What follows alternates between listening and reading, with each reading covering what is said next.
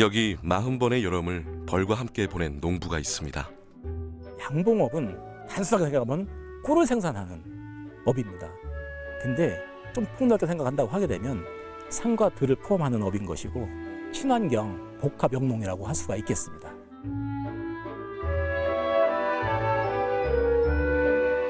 벌이 날아들어야 열매를 맺는 사과나무.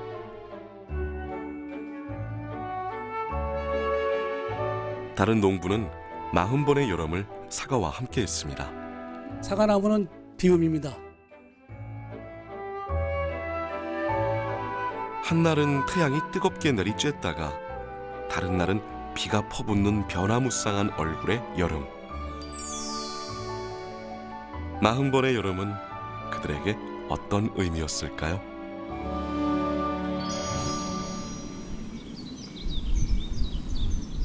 사방이 온통 푸른 계절. 청주 낭성면의 어느 마을에선 노란 유채꽃이 여름을 맞이합니다. 꽃으로 가까이 갈수록 존재감을 뽐내는 것이 아무래도 이 밭의 주인은 이 녀석들, 벌인가 봅니다.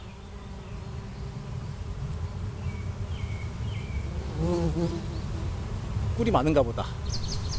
벌들이 날라오고 있네 이렇게. 야 이거 봐라. 한참 한참 빠네.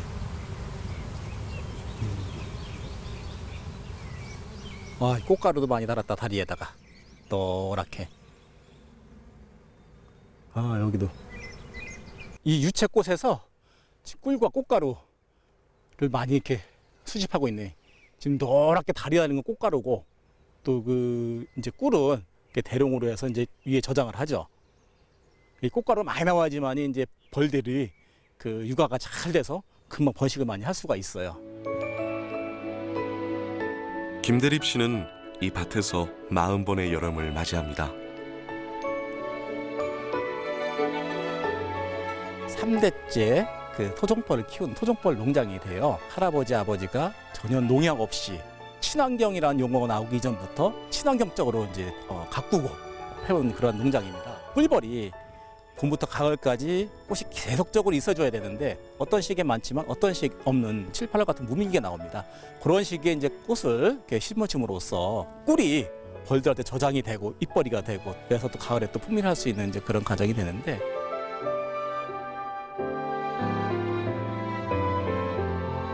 벌을 다루는데 거침이 없는 대립 씨. 어릴 적부터 친구 삼아 지내와 능숙하다지만 여기저기 쏘인 손을 보니 영락없는 양봉 농부입니다.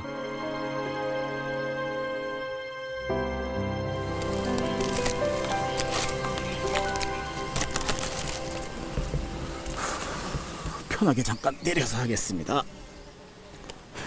아이고 무겁다. 꿀이 많이 들어왔네.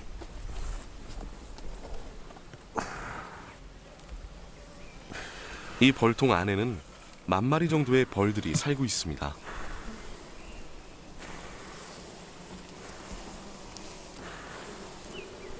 자, 분봉을 한번 해볼까요?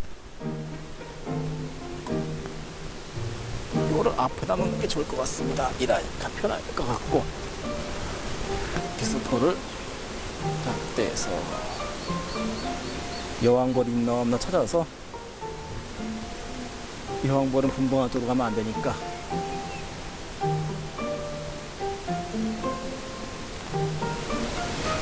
이거 하나 없어요. 양봉의 핵심은 분봉입니다. 오늘 이게 이 벌로 얘기하게 되면은 지금 분가해서 이제 이사 가는 날이죠.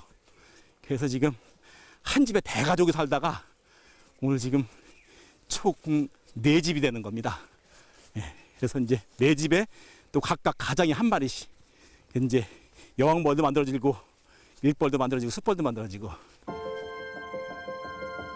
여왕벌이 알을 낳아 새 여왕벌을 만들었을 때 이 새로운 여왕벌이 일벌의 일부와 함께 다른 집으로 옮기는 것을 말하는 분봉.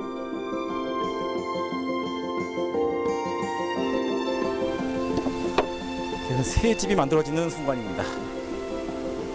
꽃이 많지 않아 벌들이 한가한 여름은 인공 분봉하기에 가장 좋은 시기입니다. 이 시기를 놓치면 모으는 꿀의 양도 적은데 저장해둔 꿀까지 모조리 먹어버리는 불상사가 발생한답니다. 그 좋은 꿀을 많이 생산하기 위해서는 무엇보다도 효율적으로 인력 관리를 해야 됩니다. 그래서 저희는 지금 그 이제 무밀기가 다가오는 요 시점에 그 분봉을 시켜주어서 한 통은 저장된 꿀을 관리할 수 있는 관리병으로 두고 나머지 벌들은 이제 벌집을 지을 수 있는 그런 벌통을 만들어 주어서 벌 통수도 분봉을 하면서 또 꿀도 소비하는 것을 막아주는 이제 그 일석이조라고 할 수가 있겠죠. 여름은 식물에 꽃이 없어 꿀을 내지 못하는 무밀기입니다. 약 0.1g인 꿀벌이 한 번에 저장할 수 있는 꿀의 무게는 0.14g 정도. 꿀 1kg을 채취하려면 꽃 560만 송이를 찾아다녀야 합니다. 여름에 이렇게 꿀이 가득한 건 대립씨와 벌이 합작한 결과입니다.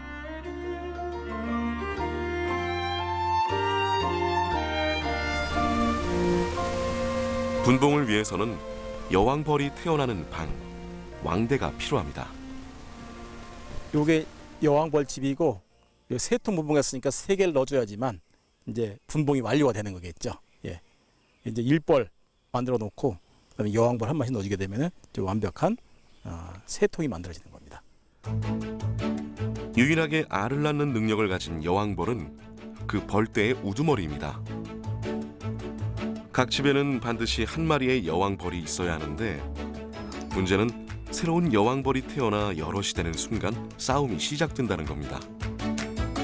자연 분봉이 성공하려면 싸움이 일어나지 않도록 계속 지켜보는 수밖에 없습니다.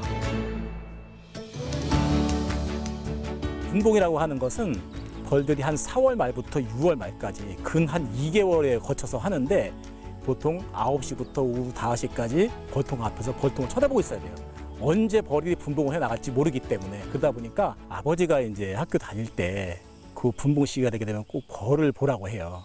그러면 굉장히 지루하고 시간이 많이 소모되고 하다 보니까 이걸 어떻게 방법이 있을까 생각 끝에 제가 어렸을 때 이제 소꿉장난 시절 9살 때 이제 아버지한테 선물 받은 그 벌통을 보고 거기서 관찰했던 것을 토대로 해서 그 꿀벌에 대한 회귀성을 찾았습니다. 그 회귀성을 찾아서 그 회귀성을 통제할 수 있는 방법을 찾아냈기 때문에 원하는 시간과 날짜에 맞춰서 벌과 벌집을 나눠서 정확히 나눠서 이제 분봉을 할 수 있는 그런 방법을 개발하게 되었죠. 회귀성은 벌이 먼 곳까지 이동해 꿀을 빨아들인 후에도 반드시 집을 찾아가는 비결입니다. 이런 본능 때문에 임의로 벌집을 나눠 놓아도 원래의 집으로만 돌아가는 벌. 인공 분봉이 어려운 이유는 여기에 있습니다. 대립씨는 아주 우연히 이 회귀성을 초기화하는 방법을 찾았습니다. 제가 이제 어렸을 때 산벌을 가지고 노는 소꿉놀이를 했어요. 근데 그 산에 있는 벌을 집으로 이렇게 이동을 하면서 시계 넘어져서 이렇게 벌이 날아갔던 적이 있었는데 그때 그 벌이 원래 있던 자리를 회귀를 하지 않고 그 저희 집에서 잘 크고 있었다는 걸 알게 됐죠. 거기에서 착안한 것이 이제 이 벌은 한번 날랐다가 앉은 벌들은 원래 자리로 가지 않는 그런 회귀성이 재료가 된다는 것을 착안해서 제가 그 토종벌 인공분봉법을 최초로 중학교 때 개발하게 되었습니다. 인공분봉의 원리는 일벌에게서 집의 좌표를 옮겨주는 겁니다.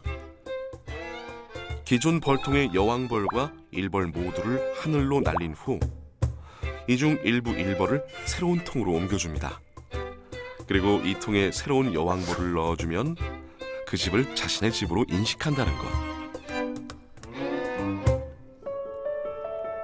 특별한 도구나 기술이 필요 없는 간단한 방법이지만 생태계의 이치와 벌의 본능을 이해해야만 가능한 인공분봉. 벌의 활동 반경을 고려한 또 다른 방법도 있습니다. 기존의 벌통에서 여왕벌을 분리하고 일부 일벌을 나눠 1km 이상 멀리 옮긴 후 각각의 통에 새로운 여왕벌을 넣어주는 겁니다. 앞서 대립씨가 보여준 것이 이 방법입니다. 꽃이 없는 시기에는 꿀을 따오는 용도가 아닌 벌집 짓기로 해서 숫자를 많이 내서 내년도를 준비하는 인력 양성 시스템, 그렇게 나눠준다고 보는 거니까 아까 그 분봉한, 즉 6월 말쯤에 분봉한 것은 꿀을 따기 위한 또 그것이 아니라 내년을 위한 인력 양성 증시라고 생각하시면 되겠습니다. 대립씨의 여름은 다음 해를 위한 준비로 분주합니다.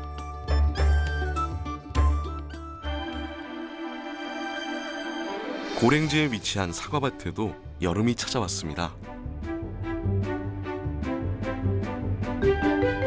이 나무는 지금 12년생입니다. 12년생. 평균 150개에서 200개 정도 답니다. 1년에. 지금 꼭지 부분에 아마 새파랗게 껴 있을 거예요, 후지가. 비료들 많이 하셔가지고. 자, 이건 없어요, 우리는. 우리 밭에는 없죠? 저희 밭에는 없어요. 전국에서 사과 농사 잘 짓기로 소문난 이명희 씨 밭은 견학 온 사람들로 붐빕니다. 궁금한 게 많은 초보 농부들은 강원도 고성에서 보은까지 한달음에 달려왔습니다. 가셔가지고 내 사과나무하고 내 주위의 화렵수 나무하고 엽색이 같은가를 한번 확인 좀 한번 해봐봐. 산에 있는 자연색이 사과나무도 같아야지 색이 잘 나요. 그냥 순리에 어긋나지 않게 그냥 자연에 그냥 그대로 맡겨둬야 돼요. 냅두라는 얘기잖아요. 네, 냅둬. 놔두면 놔두면. 우리가 너무 조급하다. 이런. 네, 그렇죠. 제가 말씀드리는 거 그렇게 마음 비우는 법부터 배워야 돼요. 사과 농사로 이름깨나 알리기까지 탄탄대로만 있었던 것은 아닙니다. 제대 후 호기롭게 농사에 뛰어든 젊은 청년. 가진 것이 없었던 그는 가정을 꾸리면서 빨리 성공하고 싶은 욕심이 앞섰습니다. 명희 씨가 기억하는 사과밭에서의 여름은 뜨거운 태양처럼 얄궂었습니다. 욕심이 많아서 실패도 많이 했어요. 남들보다 더 잘하고 싶어서 비료 퇴비도 많이 줘보고 시행착오도 많이 하고 그때 당시에 사과농사 짓는 사람들은 다 부자였었어요. 솔직히 부자들만 사과농사였습니다. 막말로. 그래서 나도 부자가 되고 싶어서 사과농사 졌어요. 믿을 것이라곤 열심밖에 없던 초보 농부는 과수원 선배들을 많이도 찾아다녔습니다. 이건 제 거요. 이게 총각될 건데 이게. 근데 그때 당시에 방추형을 청구에 기가 막히게 잘해놔가지고 어찌됐든 그거 보고 감탄을 한 몇 번 해요. 근데 이 가수 여기를 내가 한 4-5번은 갔었을 거야 아마 이거 배우려고. 근데도 제대로 못 배웠지 뭐 결국은. 욕심이 버려지지 않아서 했던 실수 이야기가 좀 실수 많이 했죠. 왜 다른 이제 선진 가수원 가서 견학을 간다든지 뭐 이렇게 가서 주인하고 얘기하고 이렇게 보면은 만약에 이 사람은 어느 한 품목을 10을 줬다고 계산을 하면은 나는 15를 주면 이 사람보다 더 잘 될 것 같다고 생각했죠. 그래서 나는 15도 줘봤어요. 그 사람의 한 배 반을. 그랬는데 결국은 망했죠. 그의 사과색을 못 내가지고 미색과만 만들어서 돈을 못했죠.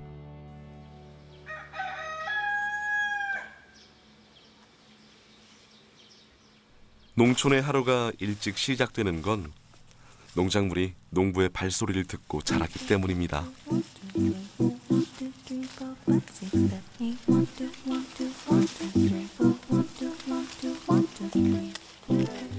지금 이 시간에 해가 뜨기 전에 와가지고 둘러보는 게 가장 나무를 정확하게 알 수가 있거든요. 왜 그러냐면은 해가 뜬 상태에서 떠 있는 상태에서 이 엽색을 구분하기가 조금 힘들어요. 반사 때문에. 그래서 해가 이제 뜨기 전에 이렇게 와서 보면은 이 엽색이 정확하게 구분이 잘 되고 이제 나무끼리도 먼저 이 나무는 좀 뭐 수사가 약하다든지 뭐 이미 뭐 세다든지 이런 거를 다 구분하기가 쉬워서 새벽에 일찍 나온 거거든요. 38번의 여름을 사과밭에서 나며 그가 느낀 건 농사는 욕심을 비우는 과정이라는 겁니다. 한 나무에 과일이 많이 달리면 마냥 좋을 것 같지만 그러면 맛을 놓치기 십상입니다.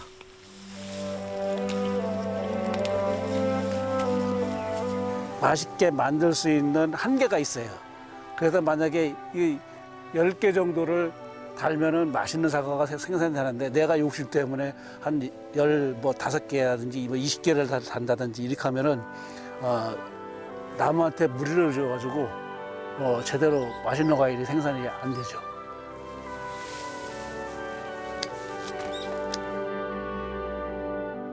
농사가 가르쳐준 비움의 미학, 적과. 많이 달린 과실을 솎아줘야 나무도 보호하고 과실도 좋습니다. 적과는 일정한 양의 영양분이 너무 많은 열매로 분산돼 품질이 떨어지지 않도록 선택과 집중을 하는 과정입니다. 내가 뭘 가지려고 잔뜩 욕심을 부리고 가지려고 하면 내 마음이 무겁잖아요. 그 비운다는 말이 그래서 이렇게 자꾸 내려놓고 비워야 내 마음도 가벼웠잖아요. 그러니까 사과나무도 그런 것 같아요. 뭐 욕심대로 무조건 많이만 뭐 달게 한다고 사과나무한테 이게 도움이 되는 게 아니잖아요.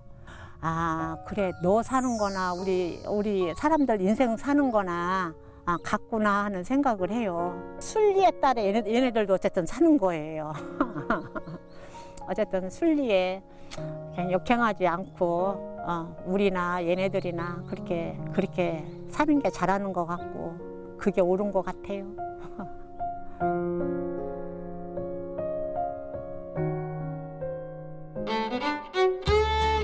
여름철 명희 씨의 사과밭에서 빼놓을 수 없는 작업은 가지의 방향을 잡아주는 일입니다.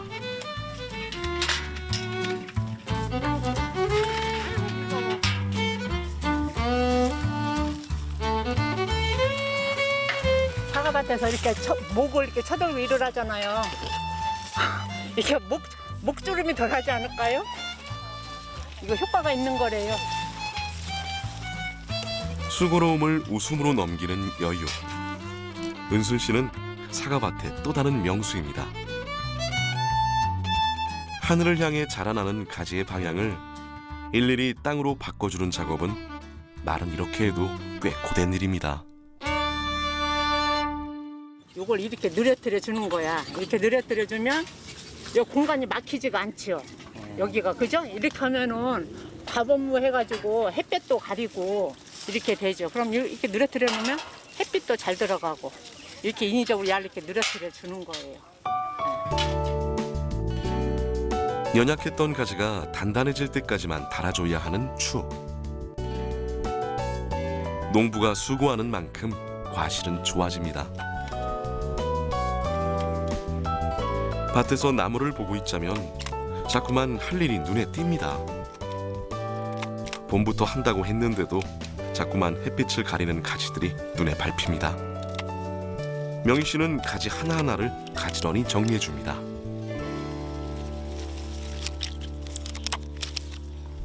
일년에 한 2번 정도 이렇게 유인을 해주면은 곱게 이게 가지가 잘 자라가지고 상당히 좋은데 시간이 없어가지고 1년에 한 번밖에 못하니까 조금 아쉬워요. 실적으로 과수원에 오면은 할 일이 너무 많아요. 지금은 고급 과일을 생산하기 위해서는. 전에는 뭐 그냥 사과가 저 같은 경우도 뭐 그냥 이렇게 적과만 끝나고 그냥 대충 뭐 그냥 달리면은 그냥 그걸로다가 그냥 가을에 뭐 색이 인위적으로 뭐 잘 나겠다 못 나겠다 이런 것도 생각 안 하고 그냥 달리면은 그냥 따먹는 거다 이렇게 생각했는데 요즘은 과학영농이라고 하지. 과학영농 머리를 써가지고 열심히 일을 해서 일을 가지고 직장에 다니는 만큼 직장 사람들하고 똑같이 다니는 사람마다 일을 더 많이 해야 된다. 어느 분이 그런 얘기를 하더라고요. 365일 중에 366일을 일을 해야 된다고. 진짜 제대로 농사를 짓고 돈을 하려면은 이 과일이 성장하는 거, 생나는 거, 과일이 좋은 과일이 생산되는 거를 내가 눈에 볼 수 있을 정도 되면은 366일을 일을 해야 된다고 하더라고요. 그래서 사실 지금 보면은 그런 것 같아요. 진짜 시간이 없어. 왜? 오면은 할 일이 너무 많아. 근데 이걸 두고 내가 어떻게 놀러 다녀요? 과수원이 나를 부르고 있는데 와서 이렇게 해주시오 하고. 가지를 관리해준 나무는 그야말로 알짜 열매를 맺습니다. 그런데 높은 가지까지 관리하려면 번거롭기도 하고 인력도 많이 필요합니다. 시간이 흐르면서 사과나무의 모양이 여러 가지 형태로 변화하는 것은 더 경제적인 방법을 찾아가는 과정입니다.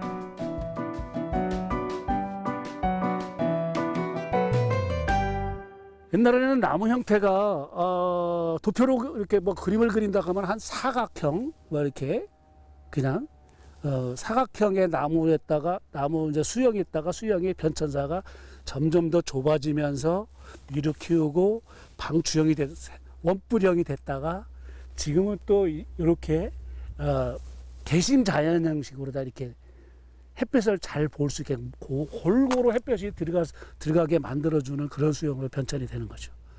하고 이제 앞으로는 미래형 과수원 해가지고 2D라는 그 수영도 평면 수영이 또 이제 아마 최소한도 앞으로 한 5년 내지 10년 안에 아마 전체 우리나라 세계 모든 과수원들이 전체가 다 평면 수영이 될 겁니다. 대부분의 과수 농가에서 볼 수 있는 방추형도 최근 변화의 움직임이 나타나고 있습니다. 다소 생소해 보이는 이 수형이 유럽을 중심으로 확산되고 있는 다축형입니다. 평면 TV처럼 납작한 형태의 다축형. 동일 재배 면적 대비 식지 않은 나무의 수는 적지만 한 나무당 생산되는 과실이 많기 때문에 기존의 수형과 생산량은 비슷합니다.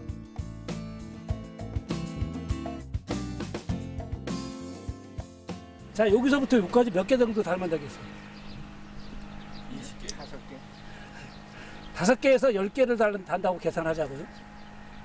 그러면 하나, 둘, 셋, 넷, 다섯, 여섯, 일곱, 여덟, 9개. 요거 하나는 지금 크고 있어서 요건 없으니까 9개. 10개씩만 달아도 90개. 밑에 50개, 140개.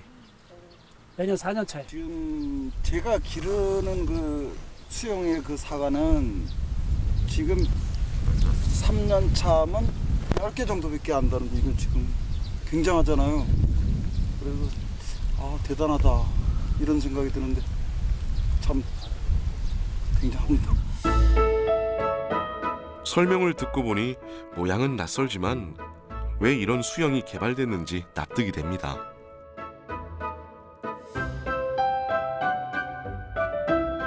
되게 신기하고 편할 것 같아요. 어떤 점이요? 수확하는 것도 그렇고 기르는 것도 그렇고. 녹지가 하니까 수확하기가 좋고. 모든 가지가 한눈에 들어와 관리도 편합니다. 원줄기의 상하부가 골고루 햇빛을 받는 데다 흡수할 수 있는 햇빛의 총량이 늘어 과일의 색과 맛이 좋아지는 것도 장점. 뉴질랜드에서 이 수형의 장점을 두 눈으로 확인한 명희 씨는 밭의 일부를 다축형으로 전환하고 시험 재배하고 있습니다. 새로운 방법이 개발됐을 때 두려움 없이 도전하는 것도 공부하는 농부가 가져야 할 마음가짐이라고 그는 생각합니다. 저같이 키 큰 사람은 또 키 크니까 큰 대로 또 이제 불편함도 많고. 근데 저기들은 뭐 완전히 왔다 갔다 아무리 해도 걸리는 게 없잖아요. 걸리는 게. 뭐 기계도 다니려면 이제 사과 부딪히고 조금 더 있으면. 근데 뭐 부딪힐 일도 하나도 없고 그냥 공간만 이렇게 트여져 있어가지고 훤하게 일자로. 얼마나 시원시원하잖아요, 일단은. 그러면서 사과가 양 많이 달려있고. 햇볕도 잘 들어오고 관리하기가 편해서 인건비 절감도 많이 될 거고 기계 수확도 가능하답니다. 로봇가 이 수형으로 다 만들어 놓으면은 사과 수확을 할 수 있다고 이렇게 듣고 왔습니다, 제가. 이 실험이 성공적으로 끝난다면 앞으로 돌아올 여름은 덜 고단하지 않을까 싶습니다.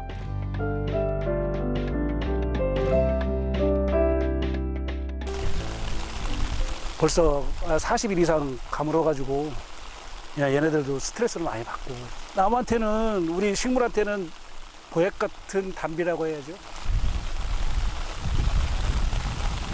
사과밭에 반가운 단비가 내리던 날, 양봉 농장의 벌들도 비를 맞이했습니다.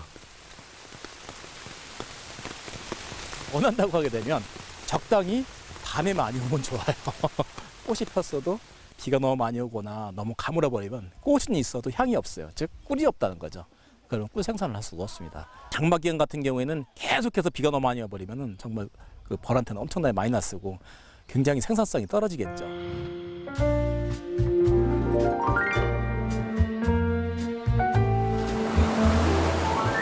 대립시의 벌 작업은 청주 농장에서만 이루어지지 않습니다. 완도의 작은 섬들, 그리고 오늘 찾은 제주에도 그의 벌이 있습니다. 토종벌 육성에 힘을 쏟고 있는 그가 이 먼 곳까지 온 이유는 오로지 벌을 위해서입니다. 한번 오신다고 이렇게 밤늦게 택시 타고 오셨는데 그 아버지가 이제 좀 시골에 많이 살았으니까 무섭다 나으시고 하시는 분인데 야 이게 섬찟하더라. 좀 기분이 그렇더라. 그런 말씀을 한번 하셨어요. 이게 참 높긴 높아요 이게 라고 길고. 제주 육성장을 찾은 건 지난 4월 이후 2달 만. 자식과도 같은 벌들을 만날 생각에 대립씨는 출발하기 전부터 어쩐지 설렜답니다. 아이고 이거는 아니 벌이 앞에까지 나와 있네. 이거는 숫자가 많이 늘었는가 보네. 써보자 오늘. 벌들도 집 밖까지 마중을 나온 모양. 어디 한번 보자. 어휴 위에까지 벌이 올라와 있네. 어휴 아이고 잘 됐다. 야 이게 아주 그냥 위에까지 가득 자리를 잡았구나. 야 이거 분봉날 붙은 거 아니고 됐다. 어휴 어이구 다 차버렸네. 야, 이 꿀 봐라, 꿀. 어이구. 오. 이거 미리 와갖고 더 벌집을 넣어줬어야 된 건데. 이거 꿀 떠야 되겠구나. 꽉 차갖고 이거 빼볼 수도 없네, 이거. 이야. 여름에는 100통, 겨울이면 대부분의 벌통을 섬으로 옮긴다는 대립씨. 꿀벌 밀도가 매우 높은 우리나라 육지에서는 꿀벌의 품종이 혼합되기 쉽습니다. 하지만 섬에서는 토종벌의 혈통 유지가 가능합니다. 이거는 벌집이 부족해갖고 옆에까지 이렇게 집을 진 거네. 제주도가 이제 겨울이 따뜻하고 하니까 어떤 이 벌 숫자를 많이 증식시키는 그러한 이제 최대의 장점이 있고, 또 이 7, 8월 달인 무백일철인 그때도 나름 또 꿀이 이렇게 나와서 벌이 잘 되는 그런 이론점이 있습니다. 그래서 이제 이 제주도 벌을 이제 키워서 벌 숫자를 많이 늘려서 이제 봄에 육지로 갖고 나가서 분봉을 또 많이 이렇게 시키고 하죠. 토종벌 육성을 위해 그가 이동하는 경로는 그야말로 강행군. 완도에서 육종 후 제주에서 키워 청주에서 꿀을 생산하는데 벌이 비행기를 탈 수 없으니 이동 수단은 차와 배뿐입니다. 제주도로 오거나 육지로 나갈 때는 이제 차에다 선적을 해갖고 벌을 이제 싣는데, 그때는 이제 중요한 게 이제 벌은 공기가 들어가줘야 되고 또 온도가 높아버리면은 벌이 다 죽습니다. 그렇기 때문에 갑작스러운 어떤 뭐 기상이변으로 해서 배가 결항이 된다든지 또 차가 뭐 고장이 난다든지 했을 때는 굉장히 어려운 상황인 거죠. 그래서 어떤 때는 정말 중간에 가다가 중간에서 벌을 다 한 100구씩 내려갖고 그냥 이런 길에다 풀어서 이렇게 환풍을 시켜주는 이제 그런 상황도 있었었죠.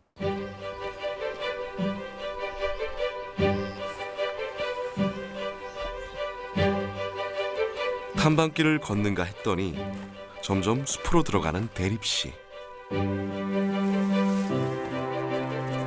마치 정글처럼 우거진 곧자왈 깊은 곳에서도 대립씨의 토종벌이 자라고 있습니다.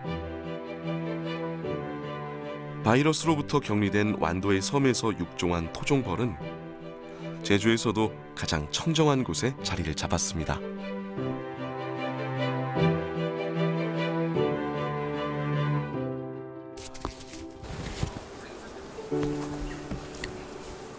쓰던 게 더 인물이 난 것 같죠?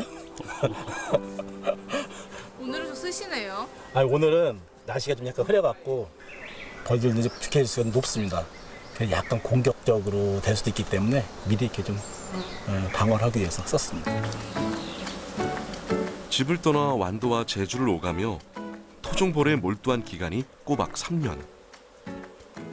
벌통에 가득한 벌들을 볼 때마다 대립 씨는 그 시간을 보상받는 기분입니다. 이 무게는 꿀 꽉 찼고 이 밑으로다가 이제 숯벌방인데 지금 이제 분봉열이 좀 시작이 된 것 같아요. 이 벌은 분봉을 하려면 먼저 이 숯벌을 먼저 만들어요. 그 다음에 이제 여왕벌을 만들고.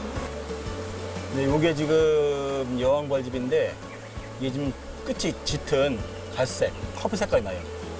이거 한 4일 정도 있으면 이게 출방할 벌이네 이게. 이게 지금 오늘 내일 오늘 이거 분봉하는 벌이에요 이게.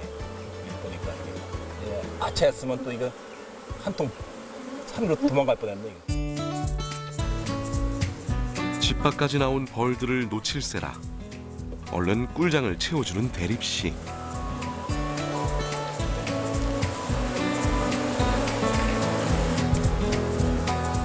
그리고는 능숙하게 벌들을 양손 가득 담아 집에 넣어줍니다. 제주의 벌들이 어떤 여름을 보내고 있는지는 꿀통을 확인해 보면 알 수 있답니다.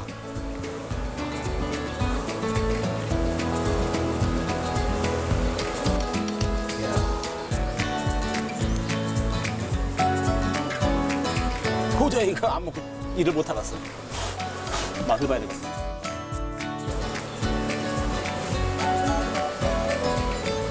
에이, 이게 진짜 먹고 싶냐.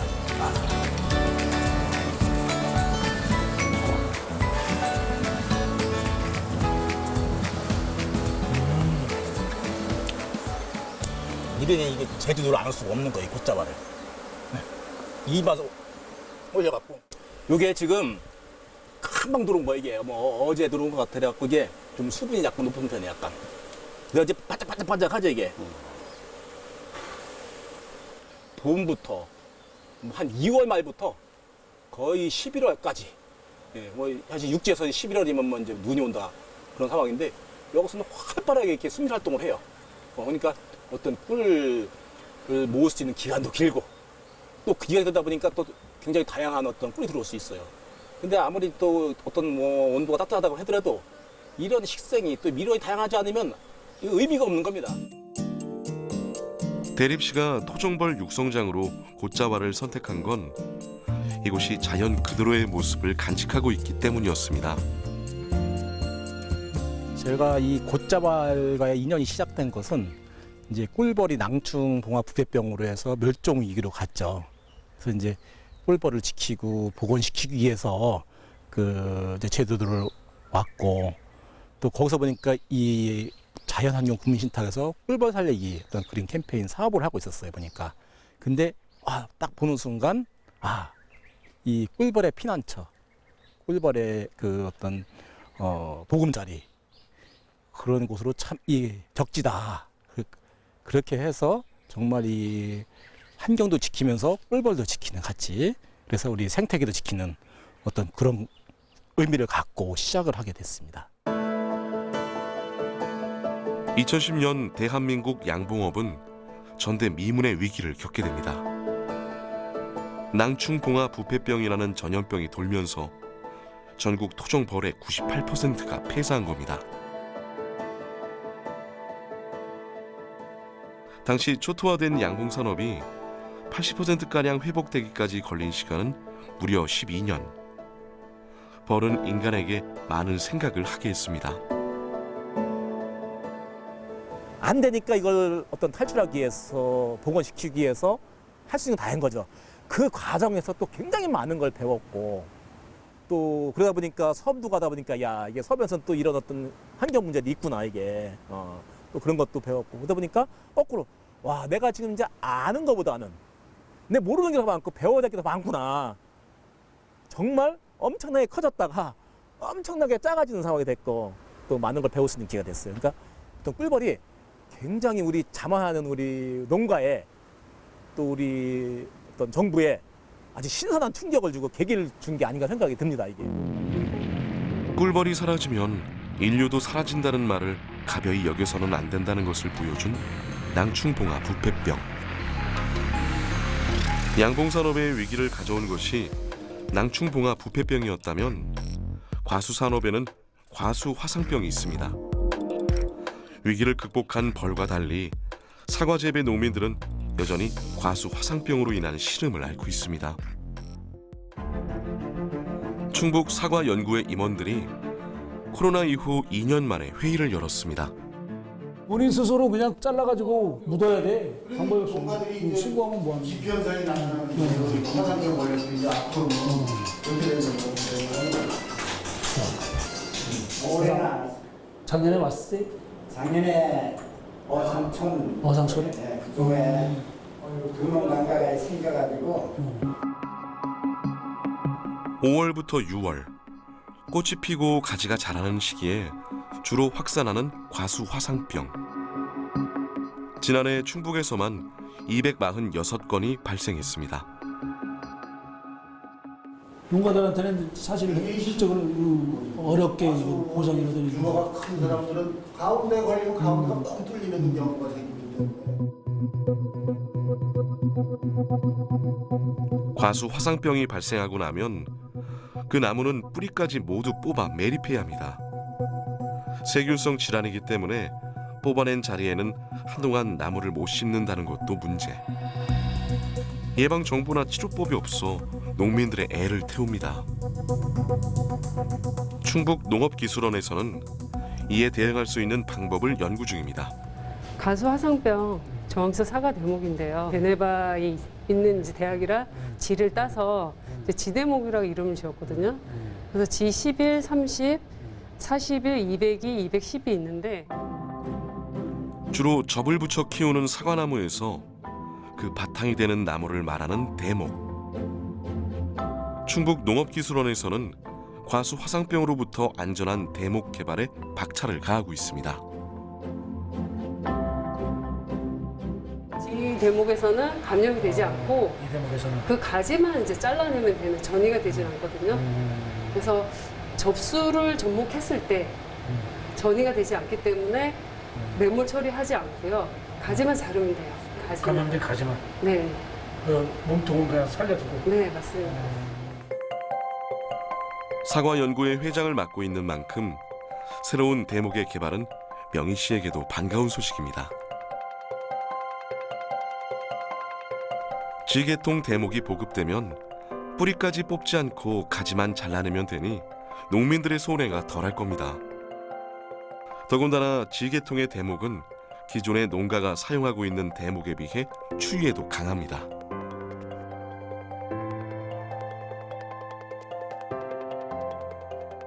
지게통 장점이 M9 대목이 이제 최근에 보면은 그 동해 저항성이 좀 약하고 맞아요.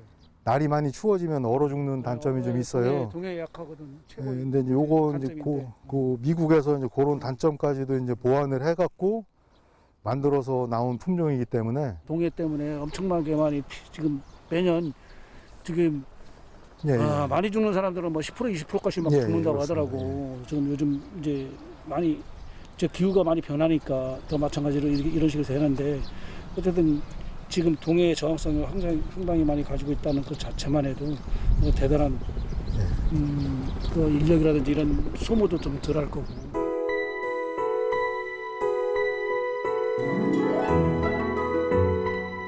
희망을 만나고 나니 밭에서 일하는 손길이 훨씬 가볍습니다.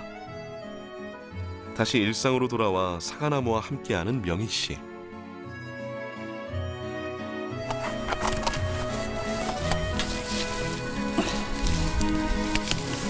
아이고 둘이 다 때리니까 이거 하나잖아. 한 사람이 뛰는 걸 먼저 보고서. 아 이 사람아 나는 나갔는데 내가 이 가운데 걸 내가 땄는데 그래. 아유. 할 수도 있지 뭐. 먼저 간 사람을 바로 가야지 그래. 아니 왜 나를 뭐라 그래? 아니 내가 먼저 가기가 갔잖아. 은수 씨는 과수원 남자에게 시집 온 날부터 지금까지 늘 남편과 함께 사과나무를 돌봤습니다. 부부는 지난 2020년 새 농민상도 함께 받았습니다. 이렇게 업어줘야 될 거 아니야 이렇게. 이 다음에 업어줄게. 걱정하지 마. 지금이 중요한 거예요. 지금이.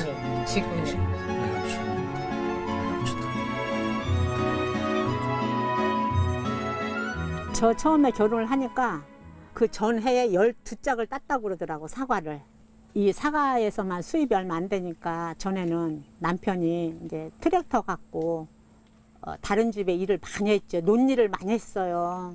정말 밤 12시 넘도록 늦게까지 막 일하고.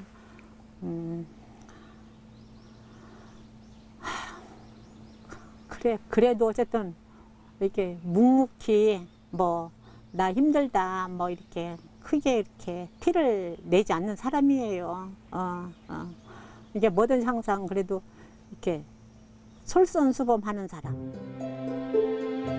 명희 씨의 밭 한편에는 그가 과수원을 시작할 때 처음 심은 38년 된 나무가 여전히 제 자리를 지키고 있습니다.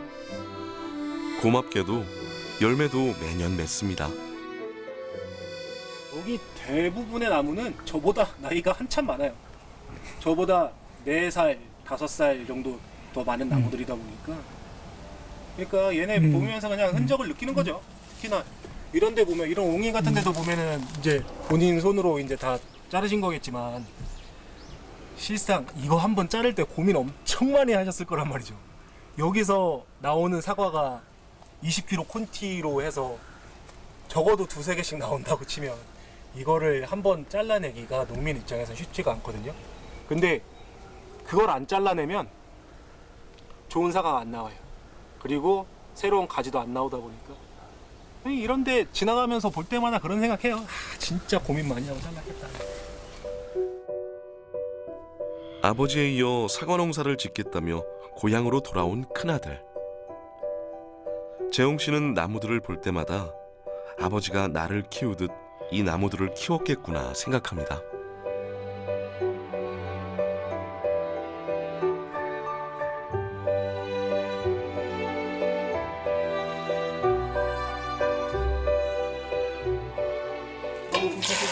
저희들은 고기를 안 넣어요. 들기름을 할아버지 오셨네. 할아버지 오셨네. 낮에는 밭에서, 저녁에는 식탁에서 아들과 농사를 지으면서 가족이 함께하는 시간이 늘어났습니다. 이렇게 둘러앉아 식사를 할 때면 한여름 하루의 피곤이 모두 사라지는 듯합니다. 공주 고기를 줘야지 왜 고기를 안 주니까 당연히 안 먹지. 먹어봐. 와, 정연이 엄청 잘 먹네. 정연이 먹는 거 봐, 수연아. 정연이 먹는 거 좀 봐. 농사가 만만치 않다는 것은 알고 있었지만 직접 해보니 평생 사과나무와 함께한 아버지 어머니가 더 존경스럽습니다. 두 분이 걸어온 길을 함께 걸을 생각에 뿌듯해지기도 합니다. 부은에서의 저희 시아버지 시어머니는 진짜 자랑거리예요. 진짜 사과에 대해서 모르는 거 거의 없을 정도로 진짜 타 지역에서도 저희 시아버지한테 배우러 오겠다고 하는 사람들도 되게 많아요. 그래서 저희 집안의 자랑거리이자 이제 진짜 존경할 수 있는 분이시죠. 저희 시어머니, 시아버지는. 네.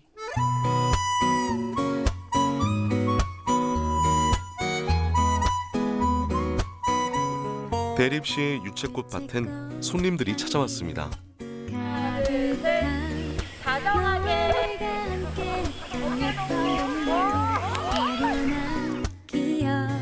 넓게 펼쳐진 고운 꽃밭에 사진은 필수.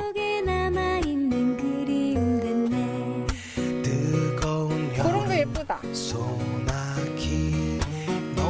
이들과 대립시의 인연은 꽃밭에서 시작됐습니다. 저희 저희가 지역 작가로 활동하고 있는데 추정리의 메밀꽃 말고도 봄에 유채꽃도 핀다고 알게 돼서 유채꽃을 보러 추정리 왔었거든요. 와서 이제 쭉 둘러보고 사진 찍고 보다가 이제 시로 내려오면서 밑에 원두막에서 앉아 있었는데 김대립 대표님을 만나게 돼서 김대립 대표님이 맛있는 꿀차 한 잔 먹고 가라고 하셔가지고 앉아서 꿀차 마시면서 얘기를 나누다 보니까 김대립 대표님이 이 공간을 꿀벌 를 위해서 꽃을 심었었는데 그 공간에 사람들이 찾아오는 모습에 너무 기분도 좋고 앞으로도 더 많은 분들이 이곳을 찾아줬으면 좋겠다고 그 말씀을 하시더라고요. 근데 저희도 이제 공예 작가로 활동을 하다 보니까 이제 활동할 수 있는 공간이 많지 않은데 뭔가 이 공간에 대표님과 함께 여러 사람들이 찾아오면 꽃 외에도 여러 가지 체험도 할 수 있고 저희 공예 작가들의 작품도 감상할 수 있는 그런 마켓이 열면 어떻겠냐고 제가 이제 얘기를 하면서 함께 이렇게 하게 되었습니다. 꿀통에서 꿀을 채취하고 남는 밀랍. 공예 작가들은 밀랍의 쓰임새에 주목했습니다. 대립 씨는 양봉산업이 그저 꿀을 많이 생산하는 곳에 그쳐서는 안 된다고 생각해왔습니다. 더 많은 사람들이 다양한 방법으로 꿀을 즐겼으면 하는 바람에서였습니다. 향 괜찮지 않아요? 근데 완전 꿀향이에요. 네? 진짜. 색깔이 더 진해지네. 네, 완전히. 공예 작가들과 함께 밀랍의 활용법을 고민해보기로 했습니다. 사장님 요거 불순물 어떻게 처리하죠? 그 이제 그 정제 작업이라고 하는데 요것도 보시게 되면 이쪽 면하고 반대편하고 틀리죠. 여기 불순물이 굉장히 많죠. 여기 넣고 이걸 이제 끓여 물을 담고 물과 함께 끓여버리면은 싹 끓여서 싹 젖은 다음에 서서히 식혀야 돼요. 서서히 확 식히면 안 되고 서서히 식히면은 밀랍고기가 떠요. 뜨고 요 불순물들은 다 밑으로 가서 이렇게 붙어요. 그러면은 요걸 이렇게 쭉 꺾어내는 거죠. 이렇게 하고 또 다시 한번 하고 그래서 한 두세 번 정도 하게 되면 아주 순수하게 이렇게 나와버려요. 물 엄청 섞어야 돼요? 물은 뭐 한 많아서 상관없어요. 대립 씨는 우리 농업이 기르는 농업에서 즐기는 농업으로 변화해야 한다고 생각합니다. 이렇게 전문가들과 함께하니 즐기는 농업으로 가는 길이 보이는 듯합니다. 해가지고 얇게 묻혀주는 게 조금 좋더라고요. 생각지 못했던 방법이네 이거는. 네, 이렇게 해가지고 할 때는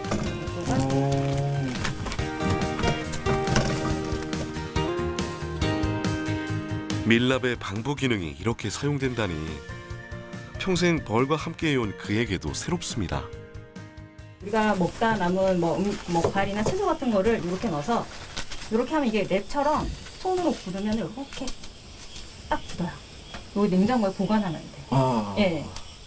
아니 이렇게 되게 되면은 이 벌집이 밀랍에 들인 것이 어떤 천연 방부 효과도 있을 수가 있거든요. 네, 맞아요. 이거 그 뭐냐면 상하는 거. 네, 그렇죠. 번지되는 거 한번 테스트 한번 해보셨어요? 기가? 이거 해봐야죠. 네, 아니 진짜. 그리고 보통 랩 사용 기간 이거는 네. 보통 하게 되면은 저희가 일회용 랩 같은 경우는 한 번 쓰고 버리잖아요. 근데 그렇죠. 얘 같은 경우는 좀 지저분해진 물에 살살 씻으면 되거든요. 네. 씻고 더 하면 6개월 정도 사용한다고. 랩까지 쓸 수 있는 거네. 예, 이게. 대립 씨는 좋은 꿀을 더 많은 사람들에게 알리는 것이 본인의 사명이라고 생각합니다. 꿀 생산 현장을 직접 마주하며 오해도 자연스럽게 풀리길 기대합니다. 꽃의 종류에 따라서 꿀에 대한 결정도가 다 다릅니다. 그 일부에서 그 액체로 돼 있어야지만 이제 천연꿀이라고 많이 오해하시고 이 선물을 받았는데 이걸 다 갖다 버리셔갖고 이웃집 할머니가 얼렁 주워갔던 그런 사례들이 있었습니다. 쉴 새 없이 꽃들을 오가며 꿀을 만들어내는 벌이 그저 신기했던 어린아이는 이제 벌과 사람이 공존하는 세상을 꿈꾸는 어엿한 농부가 되었습니다. 아무리 벌을 잘 키우는 기술이 있어도 꽃이 없으면 벌이 클 수가 없고 꿀을 딸 수가 없죠. 그래서 꽃이 있으면 이 벌도 잘 커서 꿀이 달콤한 꿀도 있고 또 그 꽃 속에 또 어떤 열매 결실, 어떤 수확도 있고 또 그 꽃이 있을 때 벌만 또 어떤 그 꿀을 하는 게 아니고 우리 사람들도 너무 좋아해요. 우리 힐링을 할 수 있고 관광을 할 수 있는 어떤 그런 볼거리가 될 수 있고 또 거기에서 이제 우리 벌과 만나고 또 사람과 만날 수 있어요. 그 만남 속에서 여러 가지 어떤 기술과 그런 것을 교류하고 공유하면서 새로운 가치를 발견하고 또 창출할 수 있는 또 발전시킬 수 있는 또 상호 이렇게 어떤 발전할 수 있는 그러한 것들이 이렇게 숨어 있다고 볼 수가 있습니다. 벌을 위해 꽃을 심은 자리에 벌과 함께 사람들도 모여들었습니다. 그래서 대립 씨는 또 씨를 뿌립니다. 이 여름이 지나고 선선한 가을이 찾아오면 유채꽃이 가득했던 밭은 메밀꽃으로 하얗게 물들 겁니다. 잘못하게 되면은 이제 마이너스로 갈 수 있는 것을 플러스 성장으로 갈 수 있는 그런 변곡점의 계절이라고 볼 수 있겠습니다. 이 여름이야말로 정말 우리가 갖고 있는 어떤 모든 꿀벌에 대한 지식과 노하우, 기술을 총동원해서 관리를 해줘야지만이 가을에 수확이 있는 것이죠. 농부의 여름은 다음 계절을 준비하는 그래서 더 뜨거운 계절입니다. 치열한 여름이 있었기에 그들의 오늘이 있습니다. 살아가면서도 지금까지 이런 인생이 아마 다시는 아마 없을 거예요. 내가 다시 태어나도 아마 사과농사를 또 질 것 같은 그런 생각이 됐어요. 얼마나 멋있어요.